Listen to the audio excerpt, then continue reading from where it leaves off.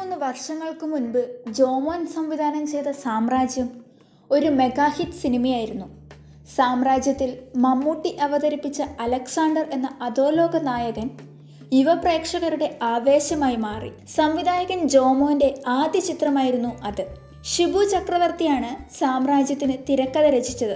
ത്രില്ലടിപ്പിക്കുന്ന ഒട്ടേറെ മുഹൂർത്തങ്ങൾ കൊണ്ട് സമ്പന്നമായിരുന്നു സാമ്രാജ്യം പുറത്തിറങ്ങിയതിനു ശേഷം ജോമോന് മുംബൈയിൽ നിന്ന് ബോളിവുഡിന്റെ ബിഗ് ബി സാക്ഷാൽ അമിതാഭ് ബച്ചന്റെ ഫോൺ കോൾ വന്നിരുന്നുവെന്നും ചിത്രം ഹിന്ദിയിലേക്ക് റീമേക്ക് ചെയ്യാൻ അദ്ദേഹം ആഗ്രഹിച്ചിരുന്നുവെന്നും വർഷങ്ങൾക്കു ശേഷം വെളിപ്പെടുത്തുകയാണ് സംവിധായകൻ.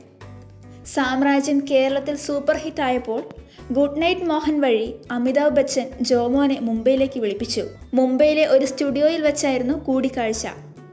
അരമണിക്കൂർ നീണ്ട കൂടിക്കാഴ്ചയിൽ സാമ്രാജ്യത്തിൻ്റെ സംവിധാനത്തെക്കുറിച്ചും കോർത്തെടുത്ത തിരക്കഥയെക്കുറിച്ചും അദ്ദേഹം സംവിധായകനുമായി സംസാരിച്ചു. സാമ്രാജ്യം അമിതാഭ് ബച്ചനെയും അഭിഷേക് ബച്ചനെയും ചേർത്ത് ബോളിവുഡിൽ എടുക്കുന്നതിന് ജോമോന് അഡ്വാൻസും നൽകി. പക്ഷേ പിന്നെ എന്തുകൊണ്ടോ ആ പ്രൊജക്റ്റ് വർക്കൗട്ടായില്ല. തൻ്റെ മടി കൊണ്ടായിരുന്നു അത് നടക്കാതെ പോയതെന്ന് ജോമോൻ പറയുന്നു.